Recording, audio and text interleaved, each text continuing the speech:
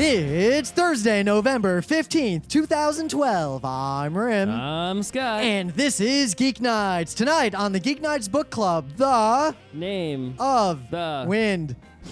What is it? By Rothfuss. Patrick. Let's do this. That is what we call in the industry emergent behavior. We used to do that in high school a lot on purpose. So we did something much more complex. We had a game we called the Chipmunk game. Okay. So the game was you would have a number of people, and usually 2 people was optimal or 4 people. And you would alternate through the phrase a chipmunk. So chipmunk across the people. And you had to just keep doing it as long as possible until somebody flipped out and threatened violence if you didn't shut the fuck up. Mm-hmm. That was the whole game. Okay, so I guess gotta say, fuck the not daylight savings time. I know, it's dark. Seriously, why can't it stay dark until I get out of work and then be light the entire time I'm home? I mean, I'm already feeling kind of bleh because it's dark, and I can only imagine what it's like for someone who has, like actual, emotional problems, right? I'm making a new argument that fucking turning off daylight savings time is killing people. So the argument was made when they implemented the let's go back and forth as opposed to let's go back and never look back. That was killing people because it was dark when kids went to school, so they'd get hit by school buses. Fucking don't get hit by the school bus. That's good advice you should give to most kids. That's right. Anyway, I'm feeling bleh. Feeling bleh? Bleh. One of my coworkers was sick, so I was giving him the wide berth. Mm-hmm. Because I do not want to get sick. No. I've been not sick for a long time. I want to maintain this. So something else, right? A lot of times people buy headphones, especially expensive ones, right? I have an expensive pair of headphones right here hanging on a hook that we actually haven't worn headphones doing Geek Nights for years. No, but anyway, the thing is, what happens undoubtedly is the wire starts to not do so good.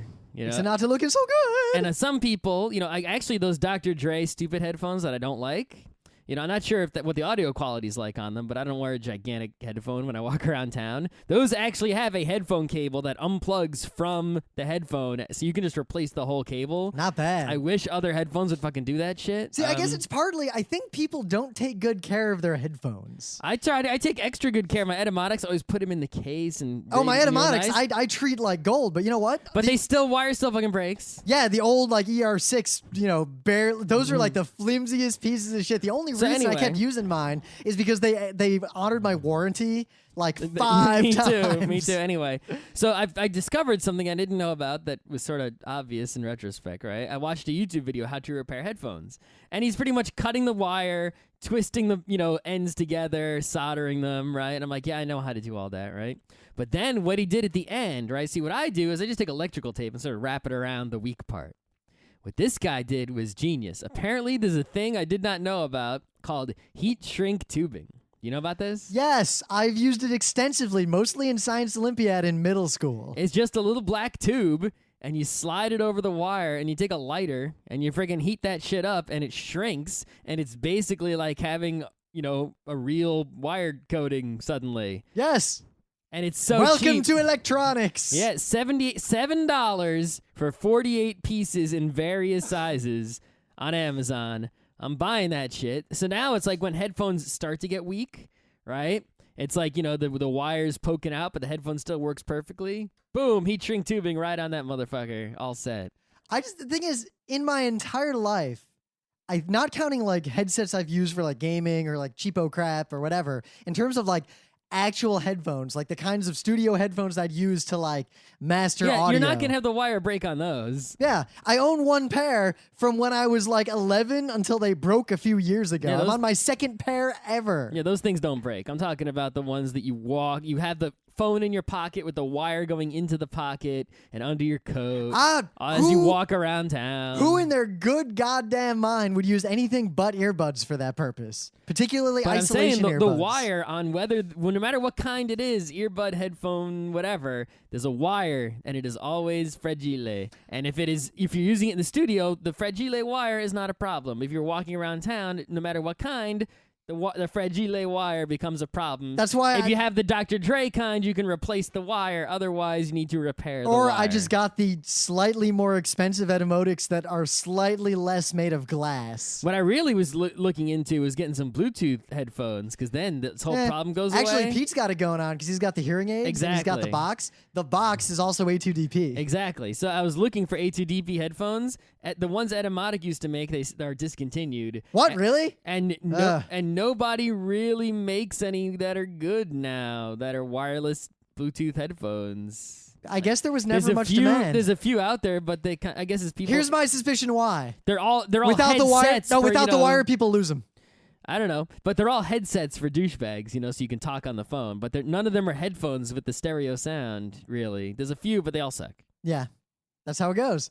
Thing is, who uses a phone to talk? The thing is, it would be really cool, right? Imagine having, like, you wouldn't need to have the wire. What I would like to have is the two in-ear buds within, like, a plastic half circle sort of connecting them that can go behind my head. I want sort of like backwards sunglasses. I want a modern, advanced neural input that just plays sound. Yes. But then to take them off, I could just put them on my neck and then put them back up and then on the neck like that. Just like real headphones, but not gigantic. And they would be Bluetooth wireless. That's what my ideal product. My ideal product would be a little step further because I'm getting a Google Glass and all that stuff. Well, I want. Where is that, by the way?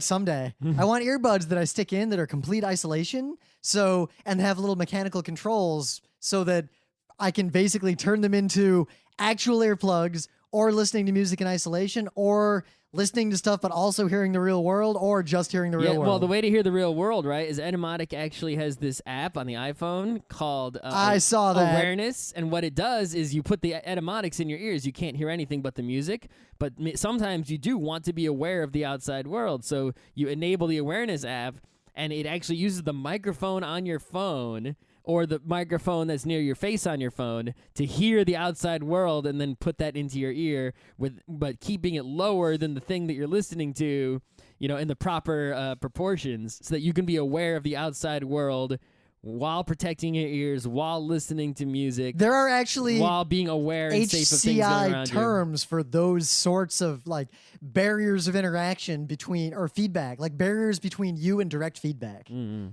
It's analogous to the difference between like rack and pinion steering or completely electronic steering, all those kinds of things. Mm-hmm. Only for ears. But anyway, book club, we'll get right to that. But first,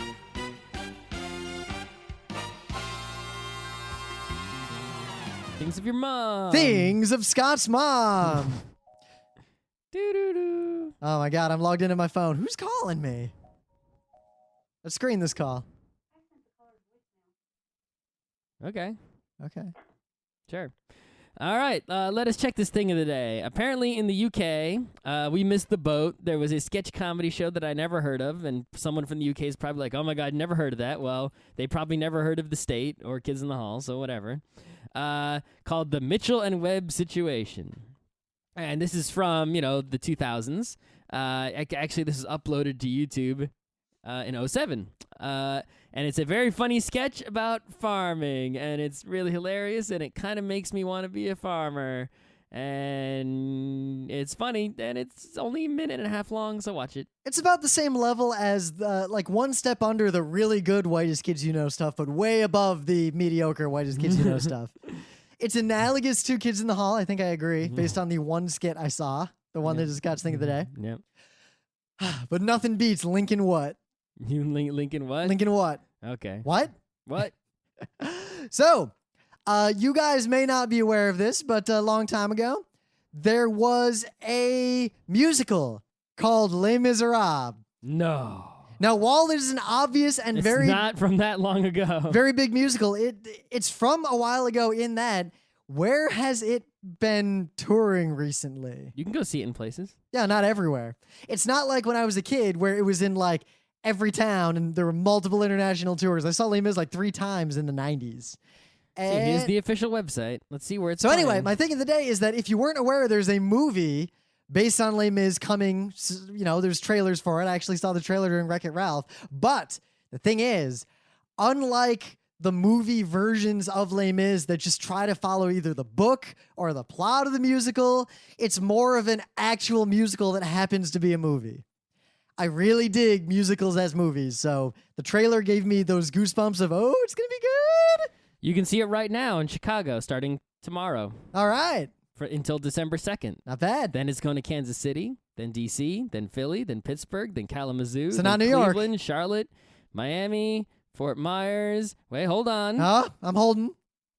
Schenectady, April 30th, 2013. Rochester, May 7th, 2013. There you go.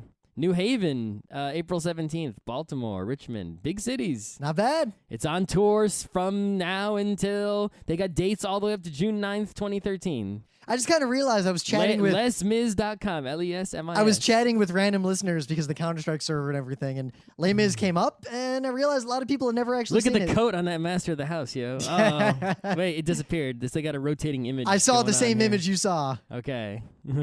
So the name of the win was your book club selection. It was indeed. So here's the story. I was reading the Penny Arcade print editions, which I buy all of. And in one of them, there was an introduction, and it was a pretty good introduction. And in that introduction, the guy talked about how he was a fantasy author and Tycho read his books or something. I don't remember the details. All I remember is that at the end, it said his name was Patrick Rothfuss. Rothfuss. So I looked his ass up on the internets because he wrote this introduction for Penny Arcade, and I found out that he wrote this book called Name of the Wind, and it was pretty popular.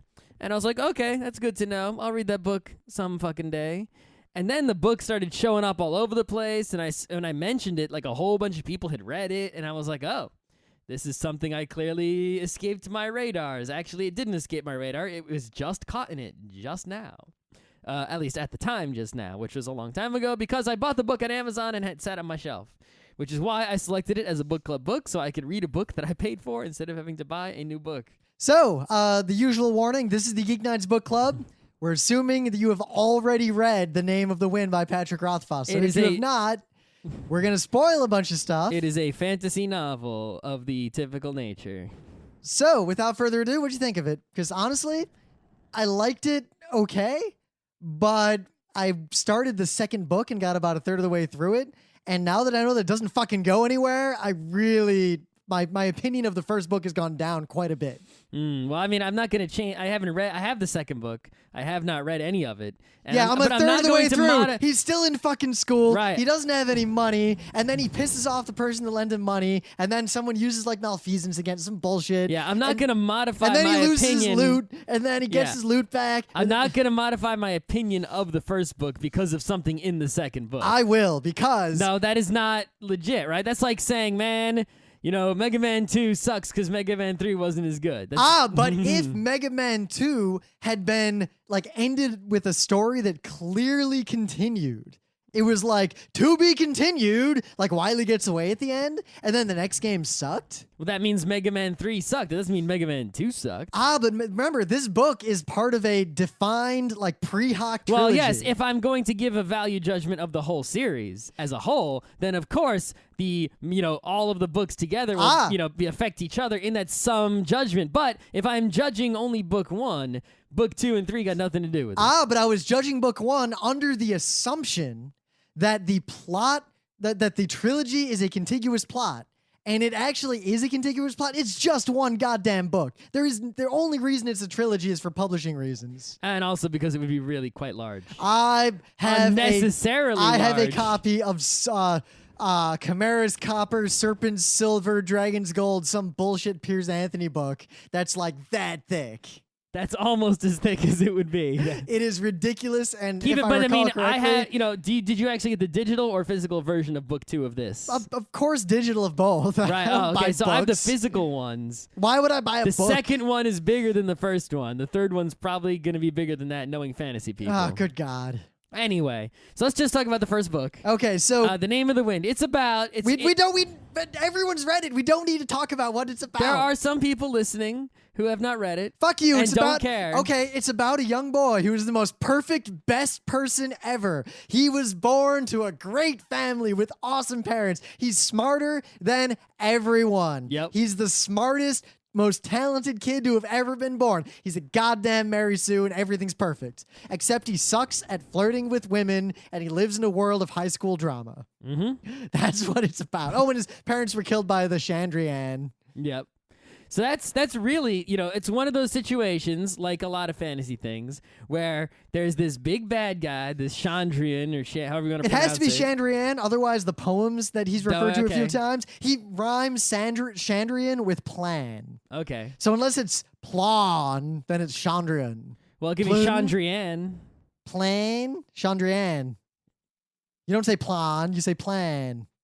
It could be Chandrian at the end. There's two different A's in there. It could also be Chandrian. I think they're evil enough. Let's give them two Scranton A's. Sure, whatever. It doesn't fucking matter. What does matter is that you sort of care about what the hell their fucking deal is. It's like a group of bad guys, and each one, like when one guy is nearby, all the fire turns blue, and when the other guy is nearby, like you hear weird noises. And well, what I kind of enjoy is these sort of when the other guy's nearby, all metal gets rusty. But it's the piecing together, like the plot. This is one of those situations of the proper nouns and the actual overall story is something I think is pretty cool and I'm interested in.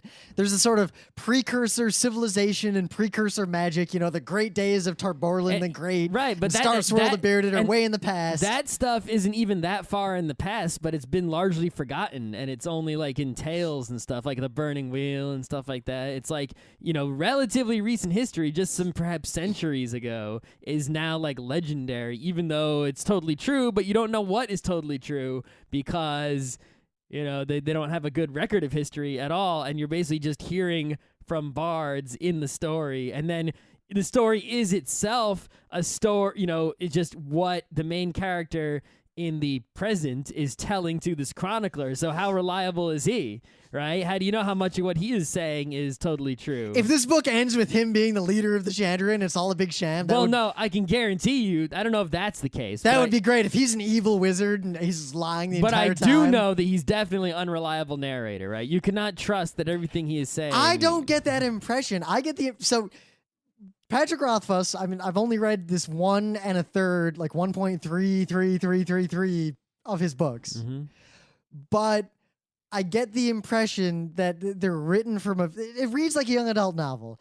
I have absolutely zero suspicion that there is anything in the retelling that is not the literal truth. I don't think he's going for a story like that at all. I think he is. Really? Because the rest of the book is written in a kind of I don't want to say novice, but it's or amateurish, but it's really young adult, really straightforward. There's very little subtlety. I'm not disagreeing. There is no subtlety. No, but at any level, in the style of writing, the diction. I'm not even talking about the story. I'm talking about all the other elements. I agree with that, but I still think that he is not 100% reliable in his, what he is telling that chronicler is not the 100% quote truth in that fantasy world. I'm not going to I really don't think I see no evidence of that. All right. Just from the way the book is written, I don't feel like the author even considered doing something like that. Oh, all right. Well, we'll see. Seriously, if you start reading the next book and you see where this is going, it's Well, we have a book and 2/3 to find out if that's the case. But that is my suspicion of what is going on here. Also, the fact that it's a little sloppy. This is why I don't believe he's doing anything like that. In that the retelling occasionally will edge toward the character kind of saying like, no, it was like this or like this, but then it always lapses into a sort of narrative as though that is the book itself. Like the way it is written implies that the author is not putting care into making the distinction. Mm-hmm. That is why I do not suspect that he's going to do anything clever like that. Anyway, but yeah, I had to agree with you that, while like the story, is sort of interesting and, different parts of it you end up caring or not caring about, right? It really just sort of, the biggest problem overall is the sort of spinning of the wheels, right? It's like... Not even the burning wheels. No, the burning wheel spinning is the good part. I know. Why can't the whole book be that? The bad part is, he's in a situation, right? And things are moving along. And, so for example, he's at the part where he's poor in that city and he can't escape the life of being a street urchin, right? He basically has these problems of being a street urchin, and he runs into the same problems over and over again. And, he succeeds in getting some help and maybe moving out, and then no, he doesn't. And then he does, and then he doesn't. And it's like, how long are you going to go back and forth? It's like, And the thing is, it would be okay if it was like, something different, right? Like in Burning Wheel, you let it ride when you try one way of solving a problem. Oh, I'll go one step further. In Burning Wheel, And if after you fail your resources test, every time you fail it, different bullshit happens, not the exact same bullshit. It's like if you want to have him fail or succeed with a particular problem, okay, the next part of the book should be a different problem with a different solution. Not, I have no money, I try to get money, I don't get money. I have no money, I try to get money, I still have no money, right? And it's like he just keeps trying multiple times in slightly different ways with very slightly so differences before actually moving forward to the next part. And I think and then once he gets to the magic school, then that becomes the book just fucking ends when it's magic school. Yeah, then it gets into the sort of the three-way cycle of the needs money, girl, and academics. The trifecta. And now this is where the book lost me. Yeah, it's good. All three of those things are good on their own, but he cycles between the three things, repeating at least 3 or 4 times. Yeah, you know what? It's like you should have dealt with each one of those things once and then maybe bring one of them back at the end to be like, oh shit, right? So this is indicative of a much sort of deeper fundamental problem, which is why this is a young adult fantasy novel. This is nowhere... a lot of elements of it are fun in the same way that the Lies of Loch Lamora are really fun. But at least Loch Lamora doesn't spin like that. Well, it moves. So the inelegance, what's happening in this book is it does what I've called for many years myself, the proper noun march. But Prince of Nothing has a proper noun march. No, it does not. It has proper nouns. A lot more than this. Yes. It has a lot more proper nouns. The proper noun march has nothing to do with the number or extent of proper nouns in a book. All right. The proper noun march, here's an example. He joins the school, right? He gets into the university. They have this huge climax where he proves that he's a boy genius prodigy, and the arcanists take the board, the masters take this unprecedented step of giving him a tuition of less 3 talents. That was pretty clever. I like that. So that's immediately forgotten the next term around, and he has to pay like 4 or 5 talents to keep a new student. Exactly. Yeah. So, but the fact that it was this huge deal. Oh my God, this kid he's a prodigy. He's going to go to the wizard school. Jesus fucking Christ.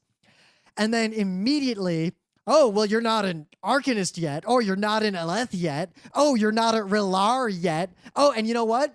There are more levels beyond that I've progressed through. Yeah. He progresses through so many proper nouns of wizard bullshit, none of which are mentioned ever or Chekhov until it's time to use them. Like, I want to use this kind of magic. Oh, well, you need to be an elf. Fuck yourself before you can do that. Yeah, I think, the best wizard school story I've ever read was, the first book of Earthsea, where the wizard school is actually only a small portion of the book, but the stories they tell of the wizard school have...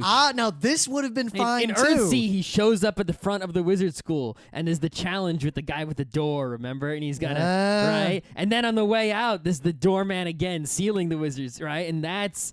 that is really the awesomeness. Now, this could have had the same thing if it had just been about the wizard school. Like, that was the plot. Like, here's the story of a dude who went through wizard school. Wizard school, right. It's not. It's like there's a guy and his story is elsewhere. His story is with this Chandrian and how did he get to this bar with this, demon companion and these rock spiders and this whole world. And clearly this guy is a really important, awesome wizard character in this world at the present time, not like in ancient history, right? Like he's still a badass, supposedly. But if I graph the percentage of time in the book spent on different things, it's mostly teen angst. Yeah, it's mostly wizard school teen bullshit. Angst and like, oh my God, he was a jerk to me, so I'm going to pull a prank on him and it's going to escalate until someone tries to kill someone. Yeah, and it's like, what kind of, epic, awesome, important guy is so shallow teen angst revengey, right? It's like that is not what the awesome wizard of the land is supposed to act, and it makes you makes you not like him, right? It's like now that would be fine. I like these other characters more. If that was also a plot that was resolved or something interesting happened with it, but the fact that the book doesn't use those as like an example of something that shaped him or an example of him being a dumb kid, it just revels in it. It revels like this is the primary conflict for all these years. The book basically moves at a pretty quick pace. The story moves quickly until Wizard School, and then Wizard School is just, it's like a different book. Yeah, it's like It it never gets ends. mired in the Wizard School. It's like, yep, you're still Bran from the archives. So the Yup. proper noun march gets a little bit worse in that problems will be raised, and then the solution to the problems is almost always a proper noun that was hitherto never foreshadowed or mentioned. And yeah, like I need Unlike money. the Prince of well, the Nothing- solution is apparently there's this lending money lady in town. the That Prince we of just Nothing made up. says the word Dunyain in the beginning and keeps using it consistently throughout. This picks up and drops proper nouns as are necessary, and to seal it off, I'm complaining a lot. I'm not saying it's a bad book. The proper noun march culminates. The thing that pisses me off the most. Well, the reason, whenever you complain like this and then you go to say this is not, whenever you have any sort of media that you complain a lot about, but you go on, but you also just sort of make an offhand remark like you like it, it's not bad. That's because it is a thing that has good parts and has flaws, and in those cases, there's the more to complain about than if something sucks. Because if something sucks, you can just say this fucking sucks. Don't watch it. Don't read it. Right? But when you have a lot of complaints like this, it's because there was a potential for greatness that was ruined because of a major flaw or two. Not even ruined, because as much as I am like, oh my God, this fucking school, it's like I was just about to put down the second book, right? I was like, you know what? I'm done with this. Yep. And then Malfeasance came out of nowhere. Yep. And I was like, oh, let's see where this goes. And then that just got resolved, and now he can't pay tuition. I'm like, Jesus fuck. Jesus fuck. Oh, Ugh. God. But yeah. So what I was getting, the thing that pisses me off the most, and it's bothering me to the point that I almost can't read the book anymore, is that these proper nouns are brought up and used and dropped all the time. But he does this particular thing. I don't know if there's a word for this technique, but I see it in so many bad books that it feels out of place and stands in stark contrast in this book. Are you talking about where he says exactly what's going to happen? And Oh then- no, I love that. Okay. I love that when there's a part in the early that is the major technique that I have seen used 3 or 4 in the times. early part of Wizard School, there's that paragraph. There's a paragraph at the end of his chapter where everything was going really well for him. It was like, yeah, of course, eventually Ambrose tried to kill me, and then I got kicked out of the school. But and it's then not time for that. I didn't get expelled then, and he tried to kill me, and then I did get kicked out of school later, and it's like he tells you exactly what's going to happen, but you don't Thing know is, that can work. You Look don't know the how, why, what, when. You don't know any details. All you know is that this thing is going to happen for sure. He is going to get kicked out of Wizard School. He says it for sure. That can be right? done really well. Look at American Beauty. It's not a spoiler to say the dude dies in the end, because he tells you he dies in the end Exactly. in the first scene. Even at the beginning of the book, he doesn't say it as explicitly, but he says his parents are going to get killed, right? In so many words that aren't. Now that even sets up an interesting tension. And This then, is why I of was so course, drawn in. his parents get killed, but you don't know how, what until it happens. And then it's like, oh, that's how it went down. And then it means something even more. See, now It didn't matter that you knew that it was that gonna stuff happen. is cool. For example, once he implied, you knew that something bad was going to happen to his parents and everything was going to change. Innocuous events seemed really sinister, and yet nothing bad happened for a while. That's true. You never know. It's like now you're looking for something, so it's sort of like an alien when she's walking around and it's the cat. It's the cat. And then the alien doesn't even go jump out and go boo. The alien is just right behind her going like... So no, that's not what bothers me. What bothers me is when he will do this sort of snarky, self-indulgent thing of using proper nouns to make a pseudo-clever point. Like he'll use proper nouns to reference basically high school chemistry a lot. Or more importantly, in the music stuff, there's a scene where he plays a really hard song, but he does it like flippantly, and he plays a really easy song, but he acts like it's this huge effort and does like this comedy routine at the end. I forgot his pipes and all that stuff. But the way that is written just really rubbed me the wrong way. It's like he explains to me, the reader, after the fact, oh, you've probably never heard of this song, but this song is particularly known for being difficult. It reeks of Montaigne's Hedgehog. What's Montaigne's Hedgehog? You've read The Man Who Was Thursday. The Hedgehog of Montaigne. Oh, okay. The Pig of Montaigne. All those right. references of, the false reference to something that isn't real but seems very intellectual. The book does that a lot. It'll reference, I'm a musician, the way music is referred to reeks of someone who hasn't actually ever been a professional musician, but has a very romanticized ideal of it. The way romance is portrayed reeks of someone who has only ever experienced high school romance. Well, I think what it is, he's trying to show how awesome. I forget the main character's freaking name. Gvoth, yeah, that's right. He's trying to show how awesome Gvoth is. So if he wants to show you how awesome he is at playing music, that's not easy with no audio, right? Or video. So he's got to pretty much describe it as difficult somehow, with words. How awesome is he at music?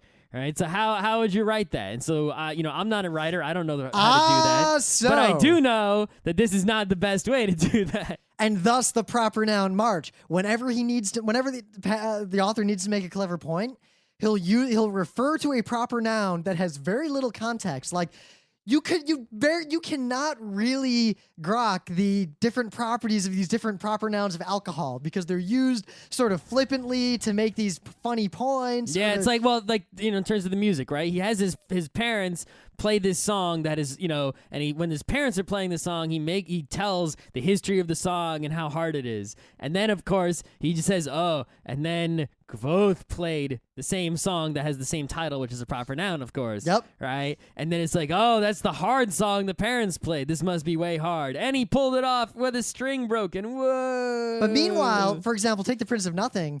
A lot more proper noun bullshit. But it's not. Those proper nouns are used continuously and contextually, but they're not used in a way to replace describing something. Mm-hmm.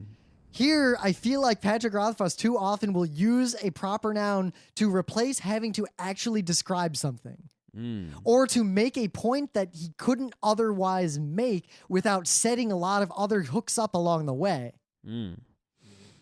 That bothered me. So, all those criticisms aside, I still enjoyed the book. The only reason I feel less good about it is that having read a whole bunch of the second book is not fucking going anywhere. No, I haven't read the second book, so I don't know if it's going to go anywhere. But really, I think this is almost like a One Piece situation, right? Just replace the sort of fighting the fish man for 10 chapters, right? And then getting to the good part. If he would just, if we could somehow compress it, which is why I actually compress those sort of long fighting sequences and just have only the good parts. I think this is actually the kind of thing where if it were made, not into a TV series, because the TV series would keep rolling around in it, but either a miniseries or movies. The movies would be forced. That is good writing. The way you said rolling around it implies that it is poop. Exactly. That's why I talk about how he's rolling back. You see how Scott did that? Yeah. Then it would, if it was movies, those parts of where the same thing was repeated over and over again would be compressed, or even this is something Emily and I talk about a lot. Some of those smaller plots would be removed entirely. This is something Emily and I talk about a lot. There are books like this. What's that? The girl who's like the sort of feral girl who lives in the sewer. Ari. Yeah, it's like she's pretty cool. That kind of plot. She knows a lot about the Chandrian too, apparently. Oh, I didn't know that. Yeah, gotta read book, spoilers. Gotta read book 2. But the point is that she is she's obviously useful in the overall story. She shows him the secret way into the archives, which is kind of important. And he worries about her when the horrible chemical breaks out in the chemistry arcanist lab, whatever. Yep. Which is also kind of an important plot thingy or whatever. But really, it's like, do you need this extra? It's like she was barely even in the story before she was used. It's like he played music with her once, and it was like in a very short scene. Oh, she would be fine if not for the fact that she's clearly part of a harem. Look at the way girls are written and portrayed in these books. And especially as he starts he has all these girls around him who like him, and he likes the one girl, and it's one step short of being a Tenchi Muyo situation. Oh, that is true. Is that there? It seems like there. Once he saved Fella, I was like, okay, there's 2 girls. That's. Come on. There's the scene where he walks into magic school for the first time, and he pretty much notices, because there's not a lot of girls there. Which this isn't a sexist situation. I think it's actually sort of a realistic RIT situation, and on top of that, it's a fantasy world, so it's even worse, right? So it does make sense that there are not a lot of women in this place, but it does seem that they're not treated by this society anymore in a sexist way than any other fantasy yeah, world. then into another fantasy world. As in a teenage boy, right? The perspective of an adolescent. Anytime there's a girl, it's like, there's a girl, holy shit. Oh, there's a girl, holy shit, there's a girl there. And it's like, whenever a girl is there, there's a spotlight, she's noticed, she's named, he notices her. Well, like Devi, whether, the galette that he borrows money from. Exactly. Any girl, anything with boobs and a vagina that's around, he notices it. He has a name, it gets... not just that. It gets focused on. The girls are all... It's the Moe harem. Every one of Right. them is like an extreme in one direction And or it's the like, other. yeah, and it's like there's the one he wants, but there's always this sort of tension with any of them that he could get with them, sort of, because there's girls around, and it's a little bit annoying, right? It's like the dude friends. It's sort of like I like dude friend characters. And it's like It took me until the second book to be able to even differentiate the two of them. That's the thing, right? It's like there's the rich dude friend who's like sort of Yeah, aristocratic. which one's which? It's Willem and Sim. Which one's which? Fuck if I know. Yeah, right. Yeah, and then and that's yeah. the thing is that it was so weird is how you would have things like you would refer to them like, oh, Willem and his blah blah blah, right? Like. Saying, Willem was acting in his usual way, like this and this and this. Meanwhile, in First Nothing, I know exactly what an Ainoni looks like. Right, but Willem and Sim didn't actually act in different ways. They were effectively just the friends. He could have had one friend. It didn't matter. And it's like he would talk about their personalities or their differences between them, but they wouldn't actually sort of behave in different ways. And I couldn't, it's like you wouldn't notice immediately which one was which one did he bump into in the street, who was helping him, who wasn't helping him, who was stealing the girl from him, who wasn't.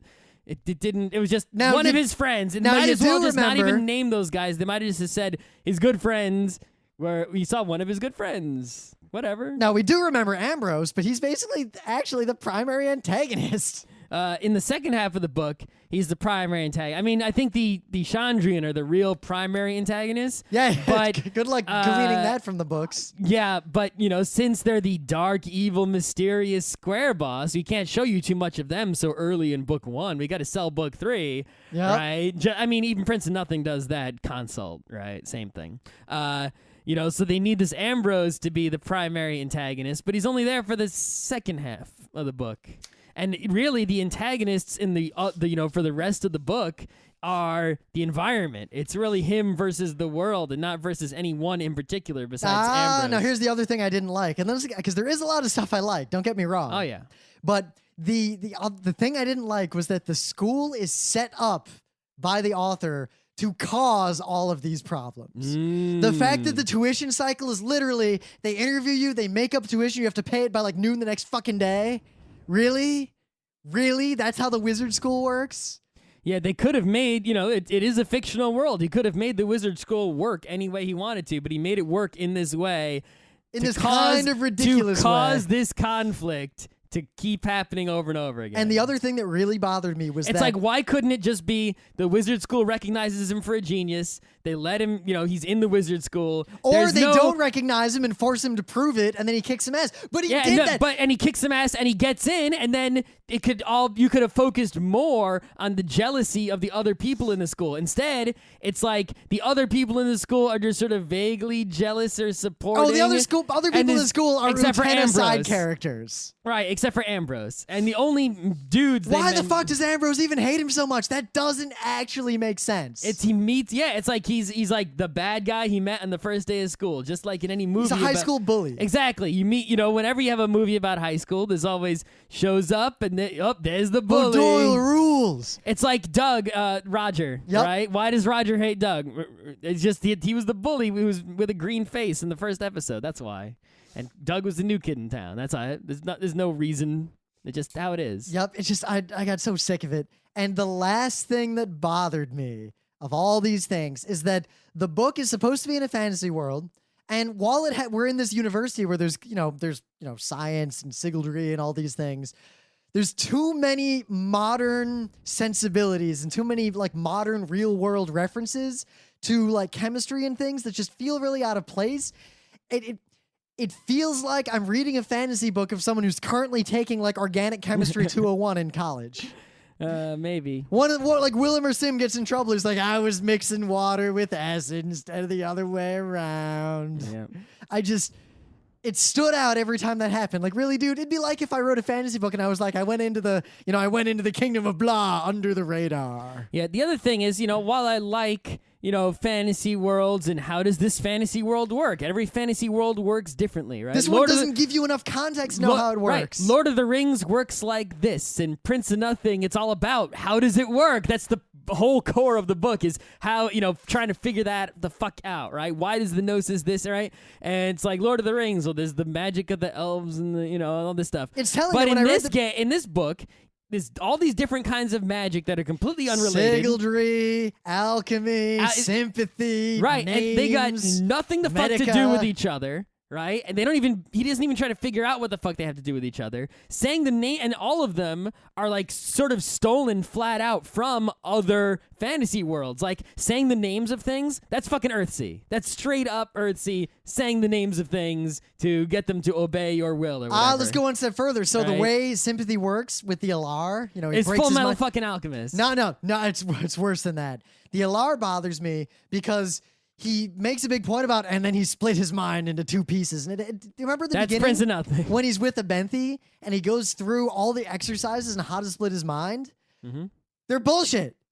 Like in the real world, they have no analogy to any actual meditative techniques. They're so out there and kind of just made up. Like if you're gonna just make it up to that level, don't even go into that depth with it. Mm-hmm. And then later, like he can do like 8 Alar. No, fuck you. Yeah. The Prince of it does the problem where it makes something seem so monumental, and then the next chapter it's trivial. It's like Final Fantasy. As soon as like an imp does 1 million damage to you, and then you level up once, and now you do 1 million damage to the imp. So. That is true. It's like, you did 8 Alar. Holy shit. Well, why? You're the master now. It's like, no, you're just still some kid in magic school. It's like, well, how many fuck could the masters do? We've never seen them do crazy shit like that. And or like when he does the in the beginning, right? He's a kid with no education, came out of nowhere, got into the school in these weird circumstances, and on his first day of classes, he uses magic, and no one's like, "How do you learn that?"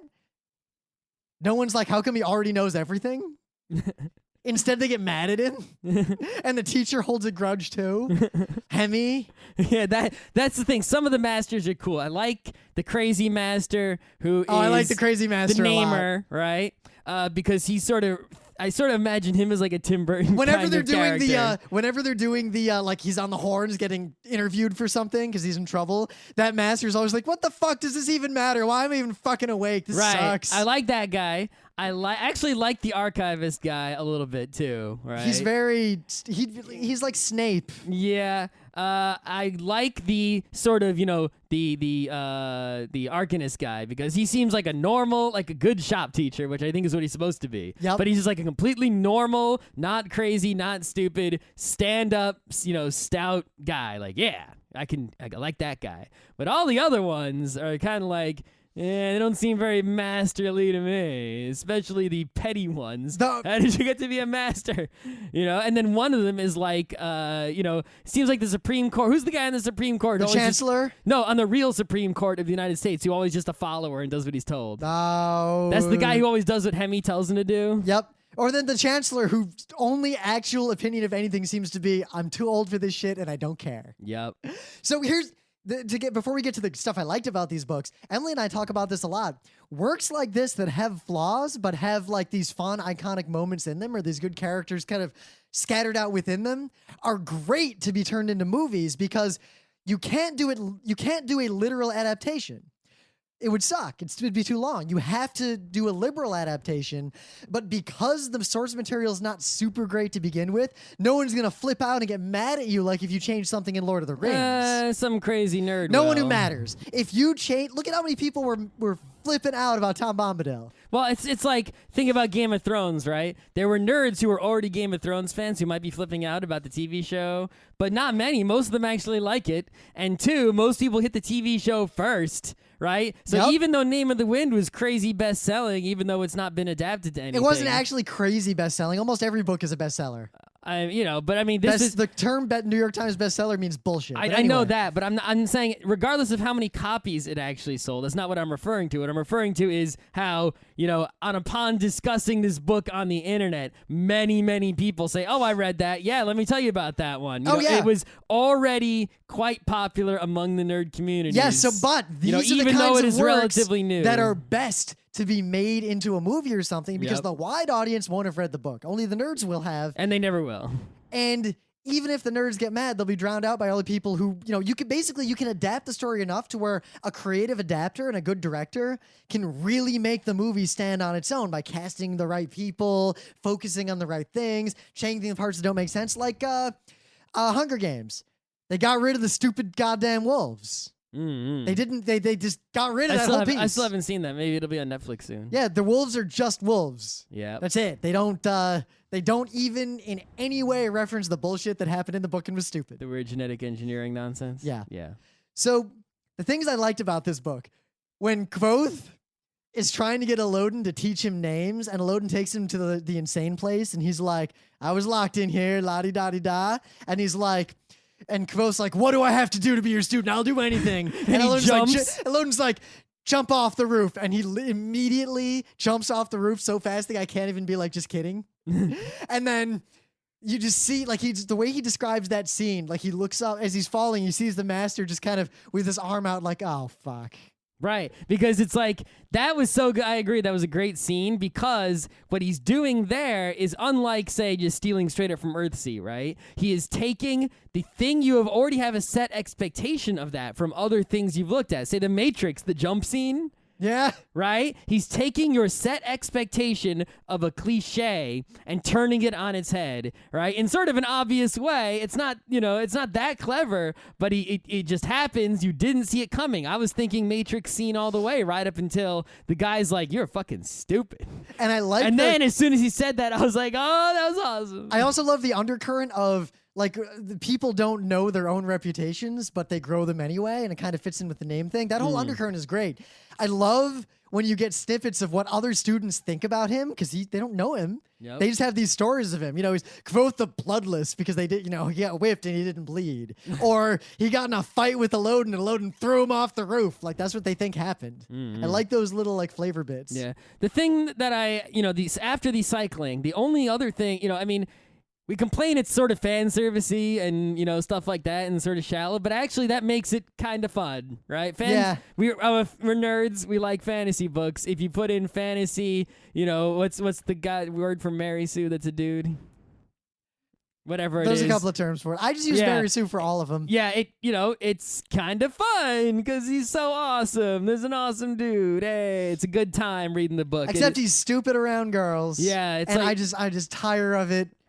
It's like reading a little, parties and, light and happy reading. But the thing I actually don't like the most is that it's sort of like just a story.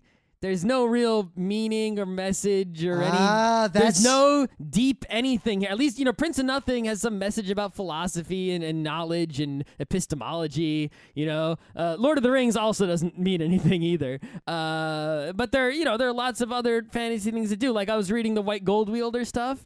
And it's like this dude who's a leper, but then he somehow is in this fantasy world, and he keeps telling the people in the fantasy world don't know what a leper is, but and it's like it's all about leprosy and how this person has a disability and living in a world where people don't see him as disabled, and he sees himself and there's something going on there in the middle of this fantasy adventure that has a message and a meaning, and this doesn't have one. It's literally just a revenge story of a guy going to try to on his path of becoming awesome, so leveling up in a JRPG style so he can find the secret Chandrian bad guys and get revenge for killing his parents. Yep, and as soon as he levels up, it doesn't matter.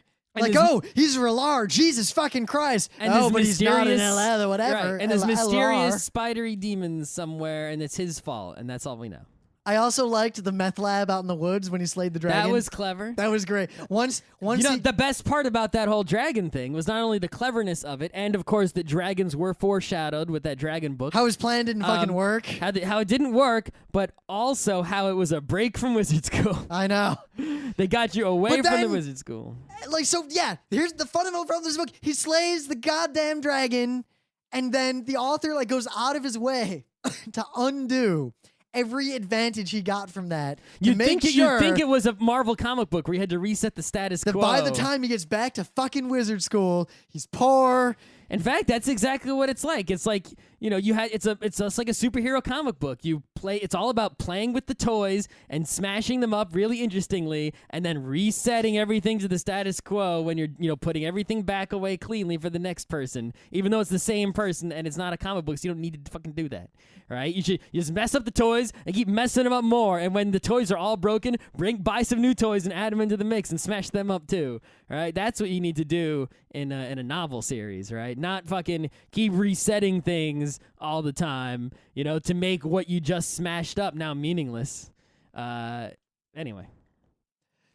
Yeah, I mean, it's you know what? It's an okay fantasy book. I would only actually recommend it if you're starved for good fantasy because you've read everything else already that's good. Because it's not bad, it's fun, but if you haven't There read are a lot worse fantasy books But that you could be reading. if A you lot. haven't read The Lies of Locke Lamora, read those two books first. Yeah, because those are also meaningless but more fun and don't have the same sort of, you know, plot structure those do the problems. opposite thing. Those just escalate and escalate and escalate and escalate and escalate and escalate and escalate. I could go on for a Well, while. at the beginning of the second book, it starts out less escalated, but escalates quickly. Yep, to a somewhat an end that author probably can't write himself out of it, which is probably why there isn't a third book yet. I have the second book anyway. I guess the Wise Man's Fear. I have it too, and I'm gonna read it eventually. I think it's like I'm not super excited to read it, you know, but it's like I am curious about what the deal is with the Chandrian and all that stuff. It is a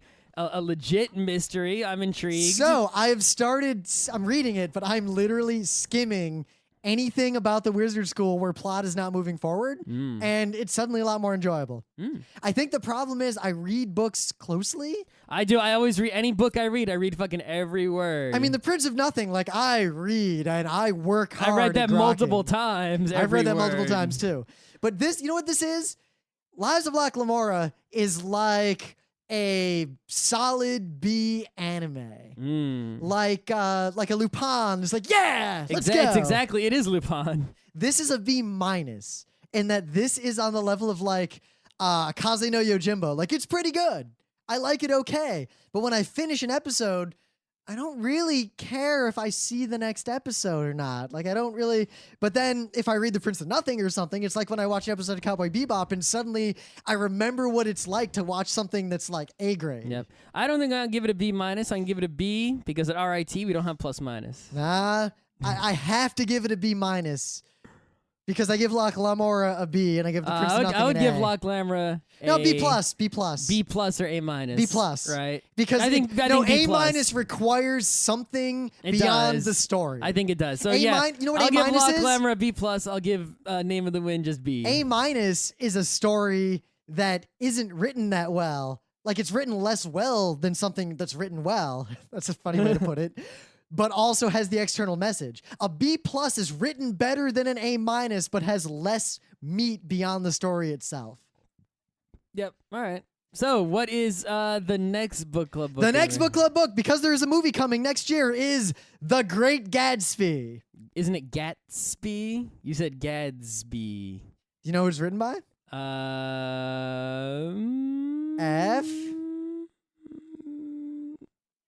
F. I guess Scott. Emily said it's Scott Fitzgerald. F. Scott Fitzgerald. I did not know that. I know that that is the name of a famous author person. No, The Great Gatsby Wasn't he married to like Ella Fitzgerald? is a famous book that there was another Fitzgerald, right? They were married. that I have never read, and I'm going to read it. I And guess. the movie looks like it's going to be really good, so I want to read the book before I see the movie. I agree with all that. Also, some other people I know read the book recently and said it was great. I assume Well, it's why great. would it not? Why would it be so famous we've heard of it that even how many years later? Scott, have you heard of a book called Ethan Frome? Because I've heard of Ethan Frome. I did not hear of Ethan Frome until I was made to read it, and if I had not been made to read it, I would not have heard of it until people complained about it in our forum. Ever heard of Atlas Shrugged? I have, only because the entire there was a South Park episode about You know what? it. Yeah, I'll say this. That's the first time I heard of that book was in that South Park episode. Say the same thing I always say about Evangelion. A lot of people say Evangelion is overrated or not that great, or they have all these million things they say about Neon Genesis Evangelion. But no matter what, the one thing that is objective is that people are still fucking talking about Evangelion and arguing about it to this day. It shows it's important. There's So good or bad. like it or not, it's important to fucking see it.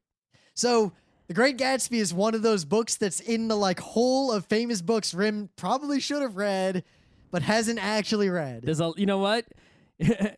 I'm getting close to seeing a lot of, a great majority of these significant and famous movies in that category, but I am woefully far behind in the book category, especially the real classics. Maybe I'll get my next book club book, The Count of Monte Cristo. I could read that again. Fuck your mother. It's really good. You'll blow through it. I want to read more. Actually, Scott, you will blow through it. You will love the ever-living shit out of that book. It's too damn big. I have not read, War and Peace. I haven't read Crime and Punishment. I haven't read Really? I haven't read any of these fucking classic books. I haven't even read. I guess it was a high school thing. In high school, we'd often use Raskolnikov to be a sort of verb. I totally Raskolnikov. I've only read 2 Shakespeare's. Really? Which ones? Macbeth? Well, no, Hamlet. I've read Hamlet. I've read Midsummer Night's Dream. I haven't read Macbeth. Wait, Have I you've never read Macbeth? No. Have I read? Have you ever seen Macbeth anything? performed? I've read Romeo and Juliet. So that's 3 at least. No. Wow. I don't know what to say about that, Scott. I just don't. I can't. I don't. I think that's it. Do you know the story of Macbeth? There's a dude. His aunts are all witchy and shit. What? No, wrong. No. I figure this is like when you ask someone what the story of Star Wars is who hasn't seen it, right? Yeah. Do you want me to keep going for hilarity? You can stop. It's kind of unfair. You should trap me in a similarly famous thing that I have not read that you have read. Okay. It's hard, isn't it? Have you seen Fritz Lang's Metropolis? The new one, the one with all the footage. Yeah, the one with all the footage. No, I've actually only seen snippets of it in classes. All right, well, what's it about? It's about a city with a robot computer that can control it, and everything's great. Except everything's not actually great because of the underclass underground, and eventually there's a revolution, and it's a masterpiece of cinema. It's close. It's not exactly, but it's close. Have you seen? Let's see. Oh, there's this movie. It's called Snatch. Yeah, I've seen. Have you ever seen Snatch? Yeah, I've seen Snatch. Let's see. What is? It's got Macbeth. Really? What? Macbeth. What do you want from me? I thought every single person in every high school in America read Macbeth. Nope. I literally kind of assumed that everyone who ever went to high school read Macbeth at least once. Nope. That was okay. Do you know the story of Born on the 4th of July? That's the guy who is a veteran and legless in a wheelchair, right? You're relatively close. He's the guy who completely is unable to communicate, sitting basically in a hospital. And he yes. And then he eventually learns to blink in Morse code at the end. Spoilers. Because that is referenced in Metallica video? and Justice for All. the video one for the song one by Metallica uses the footage from the movie. Yeah, I've never actually Born seen on the the 4th movie. of July. I read the book and saw the movie and also the music video. All in the same class in high school. Okay. Anyway, I think we're done. Yeah. Name of the Wind. It's okay.